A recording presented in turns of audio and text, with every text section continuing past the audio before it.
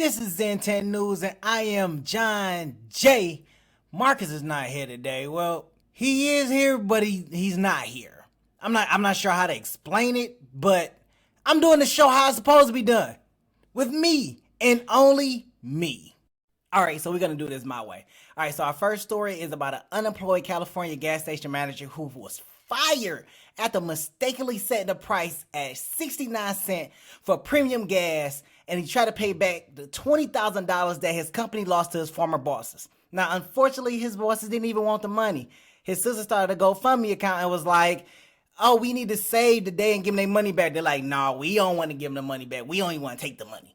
They don't even want to take the money. What job you know don't want to take the money and say they're not going to sue? They're not going to sue? Boy, that's a lie and a half. All right, let's be honest. There is no way he mistakenly set the price for 69 cents. What was he thinking about? What was he thinking about? A sex worker from last night? Or it was the one that was coming that night? Or maybe he was thinking about some triple X shit when he was hitting those numbers like, 69. I know what I'm going to do with her last night. He was in the middle of a text like, girl, I'm a 69 you. And then he ended up just putting it all on the little thing and stuff like that. And premium gas, 69 cents. Everybody took advantage of it. I dream of the days when gas was 99 cents. 69 cents, you know, that's freaky shit. He freaky as hell. Man, some girl had to be whispering in his ear like, hey, I want to do some 69 with you. God, I want to do that 69. Just ride that 69. He was just 69. Boom. And left it like that. And they lost $20,000 and nobody said nothing. Hey, did you hear something? Mark, is that you? Oh, man. I'm glad you could join us, man. Hey, wait. Where you going? So you gonna stand off camera? You gonna stand off camera? Okay. Oh, okay. Okay. All right. Moving on. Man, I'm doing more talking today than a donkey from Shrek. Moving on. Tesla, SpaceX, and Elon Musk is being sued by Dogecoin investor for $258 billion. I misread that. The investor claims Musk was running a pyramid scheme to inflate the price. Damn, I haven't seen a lawsuit this big before. I mean, investments are a risk, and this person risked it all. And now all of a sudden they want to sue for $280 billion. I wonder if that's how much they lost. I mean, we're talking about billions of dollars. Billions. I can't even count that on my fingers how billions even work. I mean, that is amazing. Well, you know, you can't count a lot of things on your fingers, but a billion is definitely a number that you're not going to get up to just going 1 through 10. But however the case is, I wonder how much this person actually lost. I mean, what court is going to hear this case? Was it the Supreme Court? Like, is it going to be a federal court? Like, which court is going to hear this? What regional court is going to hear this? It's probably going to get thrown out before the first motion is even filed. And I hope this investor did risk it all. And he could be trying to sue from the underpass down the street from his old house because he gave it all up.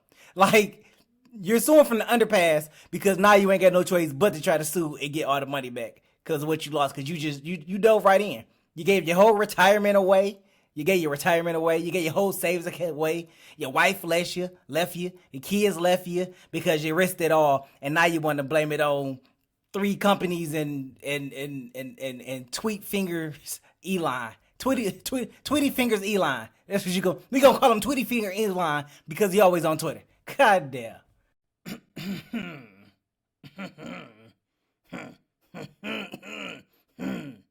Did you hear something? I thought I heard something. Mark, is there something you would like to say?